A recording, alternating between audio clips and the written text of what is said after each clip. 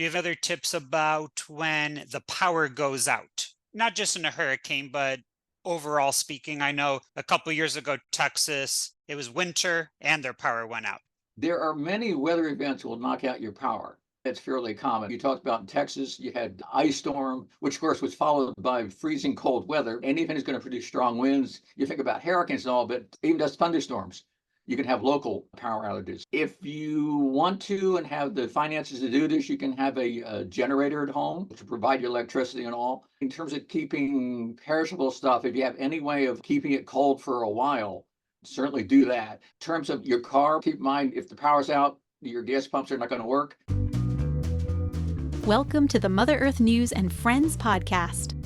At Mother Earth News for 50 years and counting, we've been dedicated to conserving the planet's natural resources while helping you conserve your financial resources.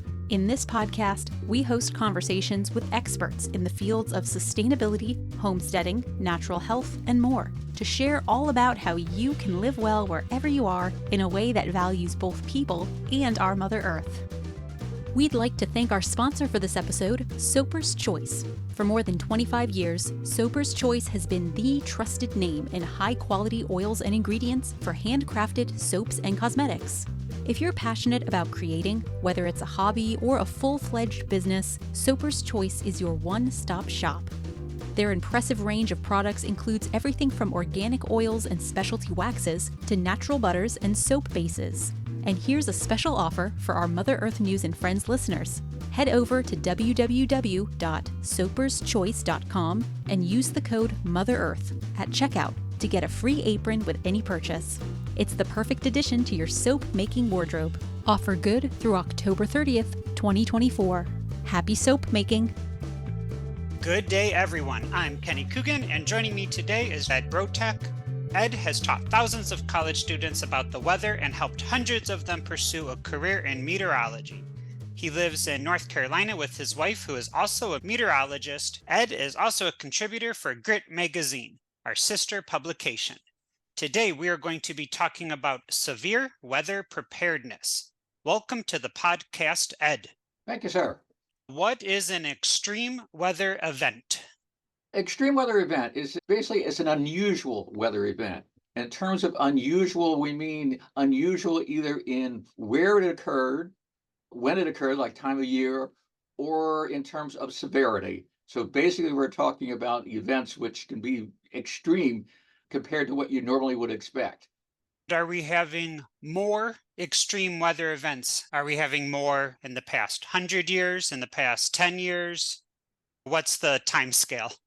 Yes, we are having more extreme events. One thing the government does, they keep track of what they call billion-dollar weather disasters. These are weather events that's caused at least $1 billion in damage in some locations. And looking at the data, let's see, last year, 2023, they set a record in the United States. They had $28 billion damage situations from just from the weather. And that was a all-time record. So yes, things are getting worse. Why are we having more extreme weather events? Because the climate is changing. If you want to think about it simply in terms of physics, as the Earth is getting warmer, which it is, there's just more energy. And the atmosphere moves energy around. If you're putting more energy into the atmosphere, then you can expect to have more things like this happening.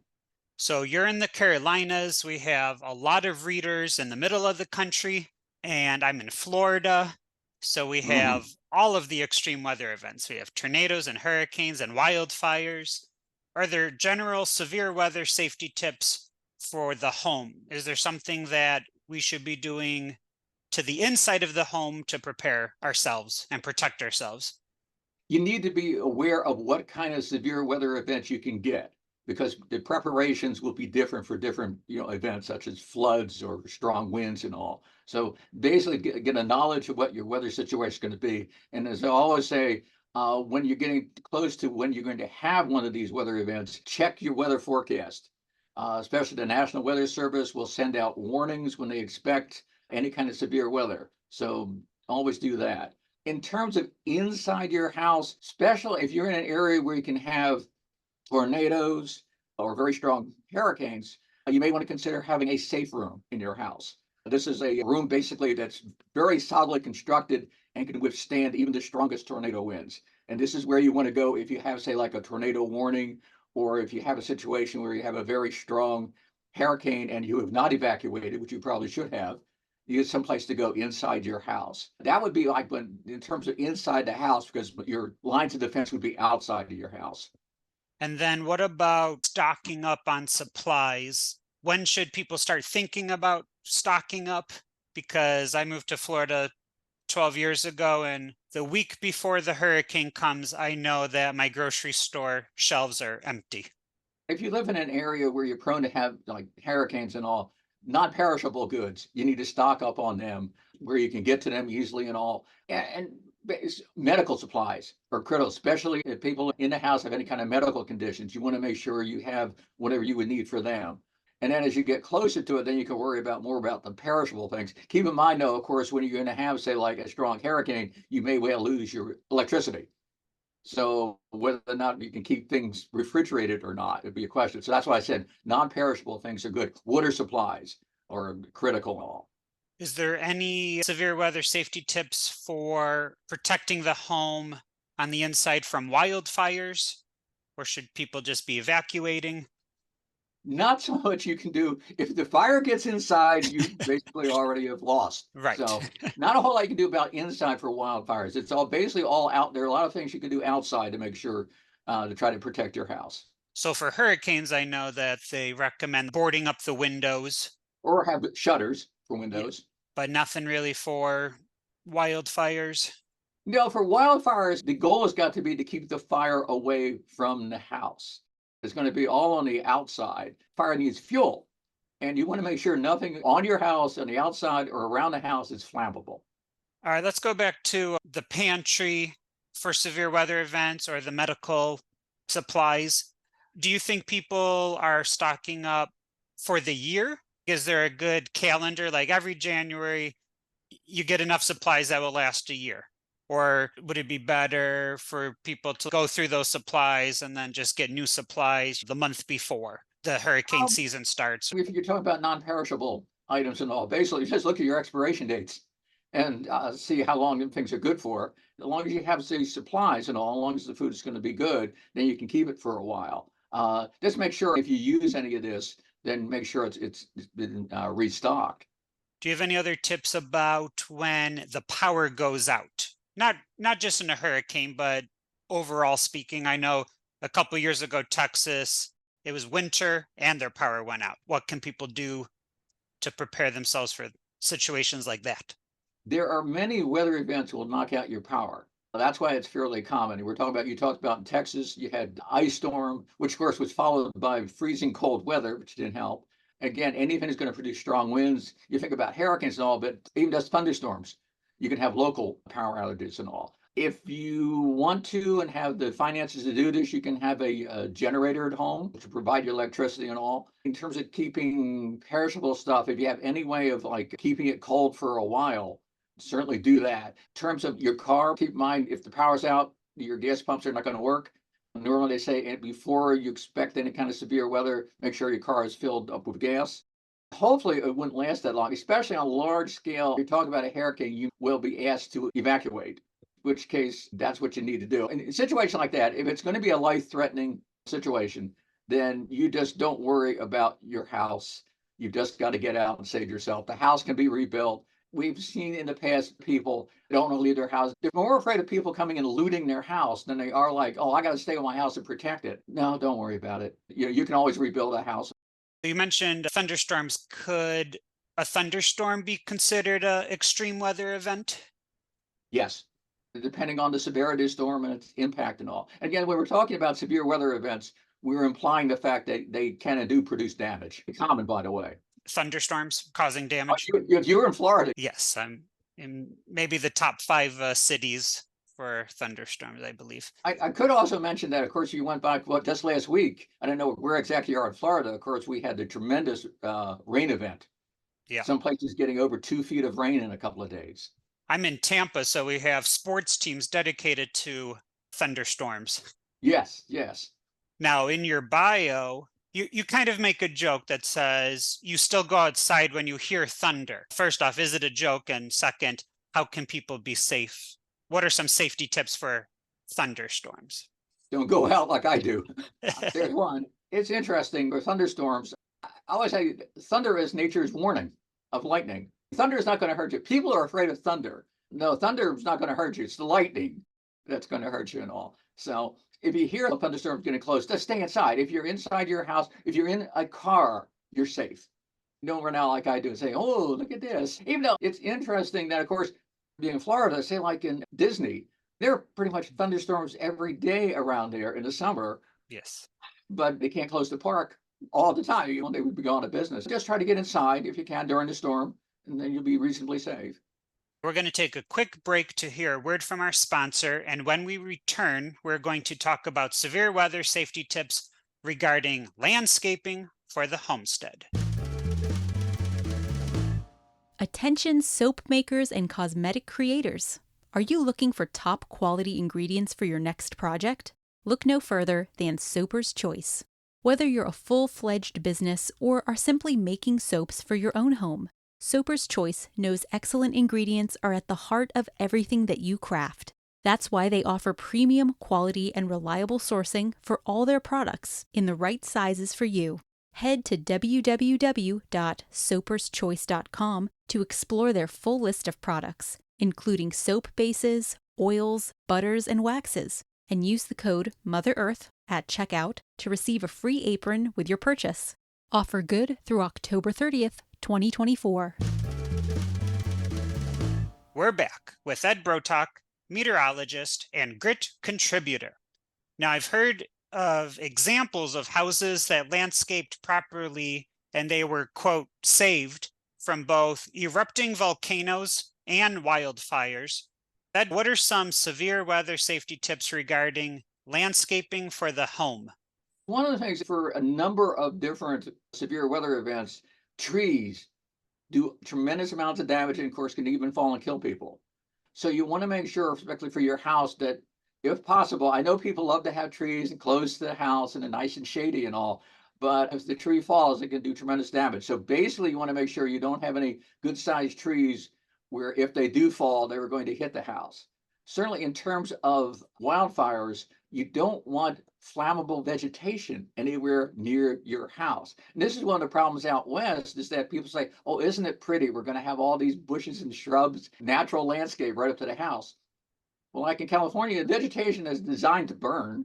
That's how it reproduces, but you don't want it next to your house because that will burn your house down. In places like that, you just want to be sure you don't have flammable vegetation close to your house. So keep the trees away from the house. Always trim your trees, any dead branches or anything which could easily fall when they kind of wind and all. Make sure they're gone. If you have trees around your house, make sure, especially if you're in a fire-prone area, that your gutters are clean, because houses that burn down because burning ash and debris falls from the sky and will set the leaves and the gutters on fire, and that burns the house down. With proper landscaping, could somebody save their home from the volcano? I'm assuming we're talking about like fire. Obviously, if you've got boulders coming down out of the sky, which could happen if you have a major explosion, you have lava blow, or even again, you're going to have a lot of embers and all being blown out of a erupting volcano. Just make sure you don't have flammable materials, plants outside. If you worry about landscape making it look good and all, you can do that without all the vegetation. You can make it look really nice. You can have rocks and sand and gravel and that kind of stuff around your house, just as long as you don't have anything that can burn close to your house. So I have a little more than an acre, and I do have hurricanes, and I have a lot of trees on the perimeter of my house, which act as a windbreak. And I saw in a Mother Earth News article many years ago that was kind of a recommended landscaping style for strong winds. Is there any landscaping that we should do, or should we avoid for tornadoes? Or is a tornado just gonna not care what you do? No, windbreaks will not stop tornado winds. No. And then again, you got to worry about the trees themselves actually falling down. Even minimal tornadoes can have winds getting close to 100 miles an hour. So that's going to take out any tree. And certainly stronger tornadoes. You may have seen videos of actually large trees just being uprooted and taken way up into the air by a tornado. So you're not going to stop tornado with a windbreak, a regular wind event, even like a winter storm. Winds probably 40, 50 miles an hour. You don't want the trees that close to the house. If they do fall, they're going to hit it. You can have it, a ways away from the house and all. I know this is not an extreme weather event, but I got a very cheap greenhouse, like $1,000 greenhouse 12 years ago, and it's still standing and it's doing great. And then a friend got a similar greenhouse 10 miles away, and they don't have any trees or fences, and it blew away the first season. Not from a hurricane, but just from normal winds. I would imagine, though, when he got the greenhouse, some way to anchor it. That's the main thing. You should be anchored to the ground. And this is true of any structure. It has to be able to withstand a certain amount of winds. Basically, it sounds like you're describing sort of a normal wind event. And whatever you have outside should be able to withstand the normal wind event also. There should be ways of anchoring things down. And we talk a lot about that in terms of, say, hurricanes, having structures outside that are anchored down so they don't go flying away. Because keep in mind, once these things fly in the air, they are missiles. And they can hit something and do damage.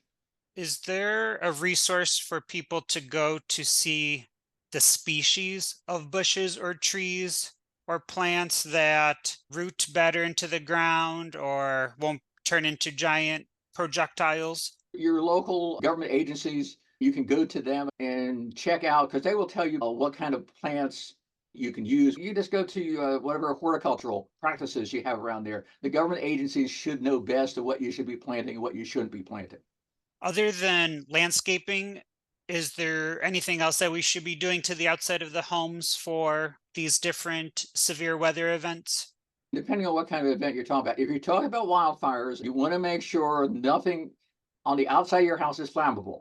One of the problems we've had is places where they had, oh, look, these nice decorative roofs. Aren't they pretty? These wooden shingles. And of course, if you have these burning embers falling from above, then the roof catches fire and the house burns down. Your roofs certainly need to be something that is fireproof. And people don't realize that when you're talking about wildfires, it's not so much the fire that's on the ground that's going to get you, it's what's going to be in the air. And that can go out long distances ahead of the main fire. The same thing, the siding of a house needs to be not flammable. And keep your vegetation away from that. For wind damage, there are things you can do. It's interesting, you're in Florida with hurricanes. A lot of times building codes will have things that you have to do. Basically, the roof of the house has to be connected to the structure into the ground. So you may have seen videos of roofs being blown off houses. You don't want that. And the outside, say you can have shutters for your windows. You can have basically almost like unbreakable glass there. But yeah, there are different things you can do on the outside of the house to help make it windproof and all. If you're in a hurricane-prone area, there are things going to be mandated.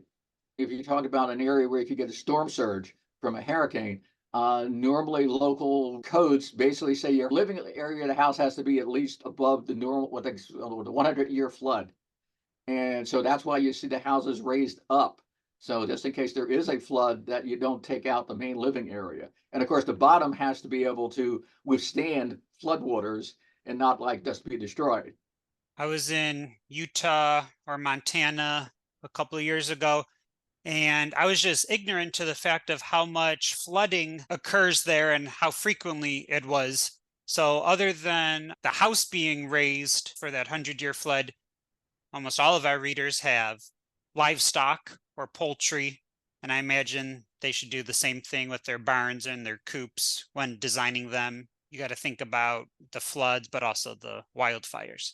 Check with your local authorities and they will give you an idea about what your flood risk is. If you're talking about along a river, and the further away you get from a river or stream, the safer you're going to be. It is amazing, though, sometimes you will see floods, which again, people have never seen before. There was one case in Tennessee a couple of years ago where this stream, which was basically a couple feet deep, it got up to like 30 feet deep in a flood and just took out all the houses that were along it and all, and killed a number of people. This is, we're talking about severe weather and unusual events. These are things people have never seen before. And this is what we're beginning to deal with. And I was reading about this last night. The climate of the planet is getting to a point where people, humans as we know them, have never seen this before.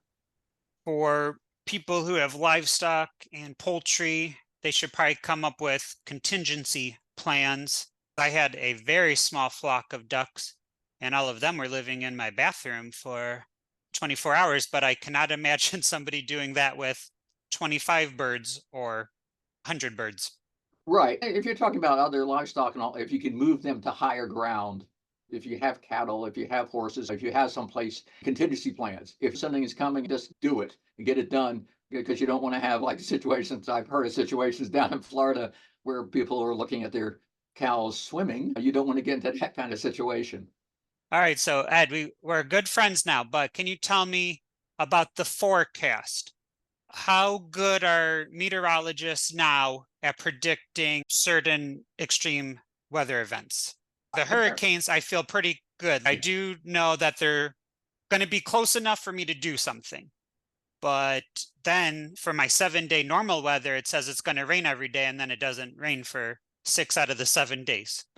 So can you tell me the difference between predicting the weather and extreme weather events? One thing is when you talk about extreme weather events, you're talking about normally situations which will, as soon as you see these things, as soon as meteorologists will see these things developing, it'll be like red lights blinking and everything else. You can tell them a lot of times in advance. So they will get out warnings as soon as they can. They will normally get out some sort of information like maybe a couple of days in advance to just keep track of the weather. And then the closer you are to the event, they normally are pretty good about getting out the warnings and all. And you said for hurricanes, we can watch them and normally for days in advance say, okay, this is what we think is going to happen, and normally it works that way. The same thing, other severe weather events in terms of fires, you normally forecast when you're going to have situations where it's going to be dry and windy. The forecast for severe weather events is normally pretty good. It is the question, are the people taking care of themselves? Are your government officials making sure they can do everything possible to keep people safe? One event we haven't talked about are earthquakes. And I know that there's probably a lot of building codes for people who live near earthquakes. Do you have any other recommendations on how to keep the homestead safe from an earthquake or how to prepare for one? Depends on the magnitude. Normally, most people, I mean, even here in Western North Carolina, we've had minor earthquakes that didn't really do much in the way of damage and all. Certainly, if you live like in California in an earthquake-prone area, building codes are supposed to be your structure will withstand that kind of thing. Basically, know your area. In that case, local government geologists will tell you what kind of risk you have. If you get a really bad earthquake, that's like any severe environmental disaster, not a whole lot you can do about it. Are meteorologists really good at predicting hurricanes? If you think about the time scale, hurricanes will last for days, a tornado will maybe last for an hour or so. So that'll give you an idea of the forecasting. You can basically say when you're getting thunderstorms developing, they could produce tornadoes. And that's what we send out, the information on the warnings. And then when the tornado actually occurring, you can normally pick it up on the radar and then give warnings what direction it's moving. But obviously the time scale is going to be much shorter, like you can maybe an hour. And then floods, you can also just be watching the radar to see if it's accumulating or the intensity. Basically, the two kinds of floods, the flash floods, which occur very quickly, you can sort of look at a situation and say, yeah, we could get flash floods developing, let people know it could happen. The major river floods normally take longer to develop, and you can see those coming. You can get the warnings out. The flash floods are the ones that do most of the damage and cause loss of life. The major river floods do a lot of damage, but normally you can warn people to stay away from these areas and all. All right, Ed, do you have any positive remarks to close out the podcast? Be prepared. Be prepared and know where you live. Choose where you live, maybe. Yeah, know what your risks are for the different types of severe weather, and keep track for the National Weather Service. They will keep you informed as to what's going on. Go out there today, you can look at stuff from the National Hurricane Center talking about the one system developing in the Bay of Campeche, and there's another one maybe developing off the southeast coast. So yeah, just keep track of it just to see what's going on. So try to prevent the death and destruction. Certainly, you don't want the casualties. That's the main thing. The destruction is going to occur. You can't move houses, buildings and all. But people, yes, get them out of the way. And we normally, thanks to meteorologists, we have certainly cut the death rate on many of these kind of storms. And we really are getting into an area we've never seen before. I was reading stuff about the carbon dioxide in the atmosphere. And they're trying to think, when was the last time we've had carbon dioxide levels this high? And it was interesting. I think they said like the last ice age, when the glacier, we had glaciers down here into the mid latitudes, carbon dioxide was 200 parts per million. Okay. At the start of the Industrial Revolution, probably the late 1800s, it was 270. Right now, it is over 400. And scientists are trying to figure out when was the last time we had that much carbon dioxide in the atmosphere. And I think they've already gone past hundreds of thousands of years and gone into millions of years. And if you think about what the Earth was like back then, if this is going to be a forecast for the future, ocean levels were much, much higher. Basically, almost all the major cities on the planet will be underwater. It's something we've never seen before. We're talking about cutting carbon dioxide levels and doing that. The other thing you really have to do is you've got to allow for the fact that what's happening is happening, and we may not be able to stop it no matter what we do. So we have to actually plan for these worst case scenario and allow for that. If we do that, then at least we can minimize some of the damage. All right, well, thank you. Optimistic enough? It's the state we are living in. So thank you, Ed, for our conversation today. You're quite welcome. Thanks for joining us for this episode of Mother Earth News and Friends. To listen to more podcasts and get connected on our social media, visit motherearthnews.com/podcast. You can also email us at podcast@ogdenpubs.com with any questions or suggestions. Our podcast production team includes Jessica Anderson, Kenny Coogan, and Alyssa Warner. Music for this episode is Hustle by Kevin MacLeod. The Mother Earth News and Friends podcast is a production of Ogden Publications. Thanks again to Soper's Choice, our sponsor for this episode of Mother Earth News and Friends. Soper's Choice prioritizes fast processing, secure packaging, and prompt deliveries on all your orders, so you can get your premium ingredients when you need them for your next project. But that's not all. When your shipment arrives, Soper's Choice does not leave you hanging. Their expert team is on hand to help with any questions or recipe troubleshooting, making sure you get the best results every time. Head to www.soperschoice.com to learn more and explore their full list of quality ingredients for your next handcrafted soap or cosmetic creation. And as a special offer to our Mother Earth News and Friends listeners, receive a free apron with your order by using the code MOTHEREARTH at checkout. Offer good through October 30th, 2024. Happy soap making! Until next time, don't forget to love your mother.